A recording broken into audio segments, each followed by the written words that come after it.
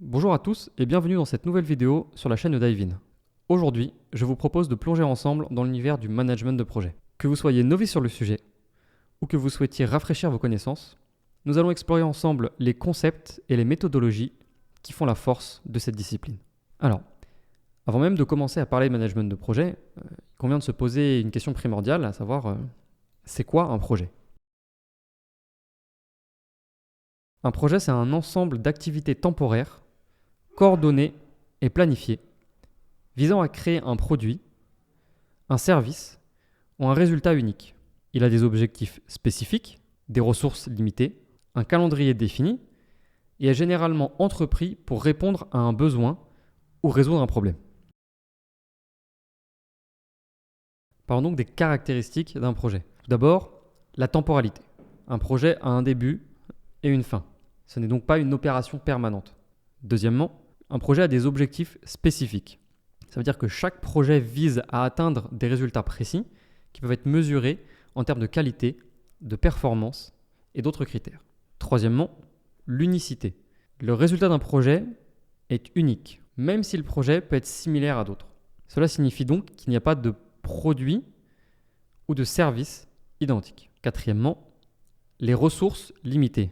Un projet fonctionne avec des ressources humaines, financières, matérielles, qui doivent être gérées efficacement. Et enfin, complexité et incertitude. Les projets impliquent souvent des incertitudes et des risques qui nécessitent une planification et une gestion minutieuse. Pour vous donner des exemples de projets, on peut parler de la construction d'un bâtiment, le développement d'un logiciel, l'organisation d'un événement ou la mise en œuvre d'une campagne marketing. En résumé, un projet, c'est une initiative structurée avec des objectifs définis visant à réaliser quelque chose de spécifique dans un cadre temporel avec des ressources limitées. Maintenant que c'est plus clair, commençons par définir ce que c'est que le management de projet. En termes simples, il s'agit de la planification, de l'exécution et de la clôture d'un projet, en incluant donc la gestion des ressources, le respect des délais et la satisfaction des parties prenantes. C'est ce qu'on appelle aussi, dans le milieu, le triangle d'or de la gestion de projet. Également connu sous le nom de triangle des contraintes, il représente 3 éléments fondamentaux qui influencent le succès d'un projet. Voici donc une explication détaillée. Premièrement, le temps. Cela représente la durée nécessaire pour compléter le projet, avec des dates de début et de fin, ainsi que des jalons intermédiaires. Sur ce point-là, l'impact, c'est que si le temps est restreint, cela peut nécessiter des compromis sur d'autres aspects, comme le coût ou la qualité. Le coût, parlons-en en deuxième point. Les coûts, ça englobe le budget alloué au projet, y compris les ressources humaines, matérielles et toutes les dépenses qui peuvent être associées. L'impact, c'est que si le budget est limité, ça peut influencer les décisions concernant le personnel, donc les ressources, les outils ou même les fonctionnalités du produit final. Et enfin, en troisième point, la qualité. La qualité, ça fait référence à la capacité du projet à répondre aux exigences et aux attentes des parties prenantes. Cela inclut les spécifications techniques, la performance et la satisfaction du client. L'impact sur ce point, c'est que si la qualité est priorisée, ça peut entraîner des délais supplémentaires ou des coûts additionnels pour garantir que le produit final va bien respecter les normes souhaitées. Alors vous l'aurez compris, le triangle d'or montre qu'il existe une relation de dépendance entre ces 3 éléments. Les délais, les coûts et la qualité. Par exemple, si vous devez réduire le temps pour livrer un projet plus rapidement, cela pourrait nécessiter d'augmenter le budget ou de diminuer la qualité. Ou encore, si vous souhaitez améliorer la qualité, il se peut que vous deviez prolonger le calendrier ou augmenter le coût. En plus d'illustrer ces concepts, le triangle d'or permet d'aider les chefs de projet sur la gestion des attentes et permet de communiquer sur les compromis nécessaires aux parties prenantes. Il aide aussi à la prise de décision, notamment lors des phases de planification et d'exécution, en servant de guide pour équilibrer les priorités et faire des choix plus éclairés.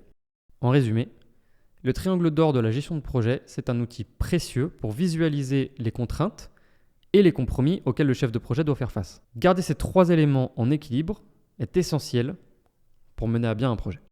Si vous vous demandez pourquoi c'est si crucial, eh bien parce que dans un monde où le changement est constant, une bonne gestion de projet permet d'atteindre des objectifs stratégiques tout en minimisant les risques. Et pour cela, il faut notamment maîtriser les concepts de cette discipline.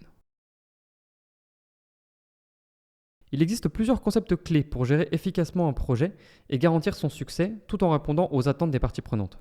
Bien que la liste suivante ne soit pas exhaustive, en voici quelques-uns parmi les principaux. Tout d'abord, les objectifs du projet, bien évidemment. Les objectifs doivent être spécifiques, mesurables, atteignables, réalisables et temporels pour guider le projet efficacement. Deuxièmement, la planification.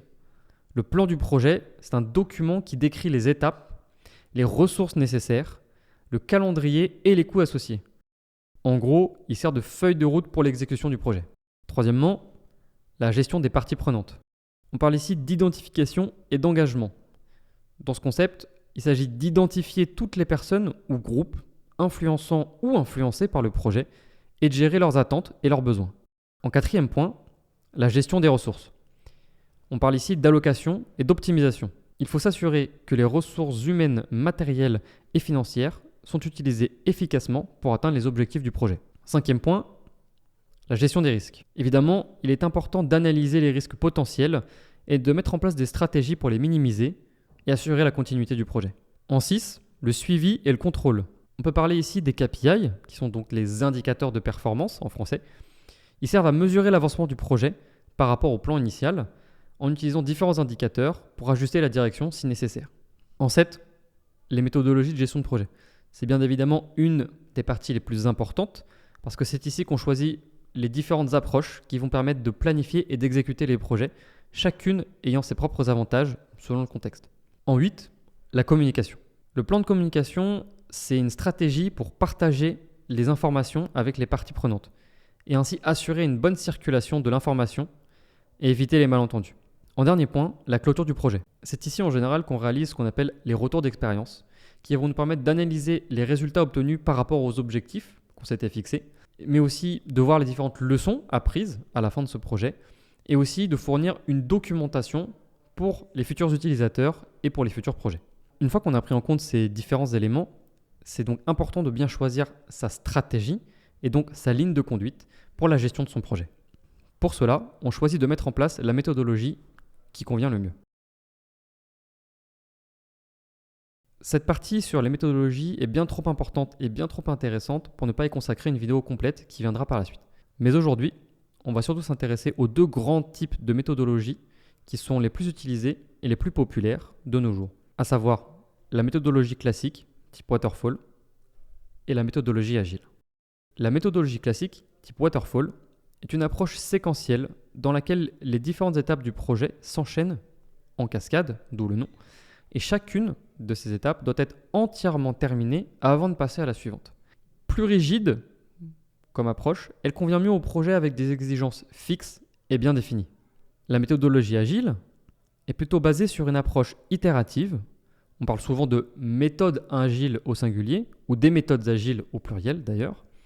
Dans tous les cas, cette méthodologie permet des ajustements rapides en cours de projet grâce aux échanges réguliers entre les différentes parties prenantes.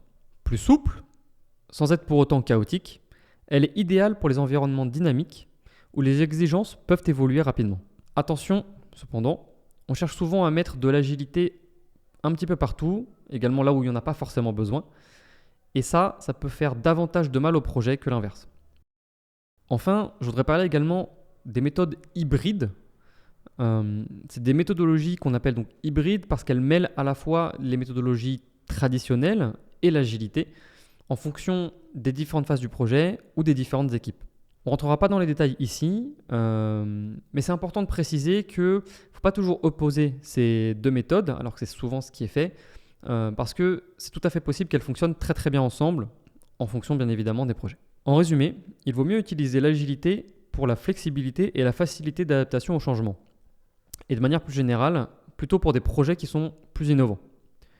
Par exemple, les méthodes agiles sont très utilisées dans l'informatique, développement de logiciels ou d'applications par exemple, mais aussi pour des projets comme le développement d'un nouveau produit alimentaire, comme un snack. Alors, pourquoi ? Tout simplement parce que l'équipe peut réaliser plusieurs prototypes et recueillir les retours des consommateurs et ajuster ainsi la recette ou l'emballage en fonction des commentaires qu'ils vont recevoir. Toutes ces itérations, elles vont permettre donc une amélioration continue et une adaptation rapide face aux différentes préférences des clients. Quant aux méthodes traditionnelles, comme le waterfall, elles conviennent davantage pour des projets très structurés, comme on peut en trouver pour les banques ou dans des grandes institutions. Pour donner un exemple concret, on peut retrouver ces méthodologies pour des projets de construction d'infrastructures comme les ponts, par exemple. Ce type de projet nécessite une planification précise, avec des phases définies, comme la conception, l'obtention des permis, la construction et enfin la vérification de la sécurité.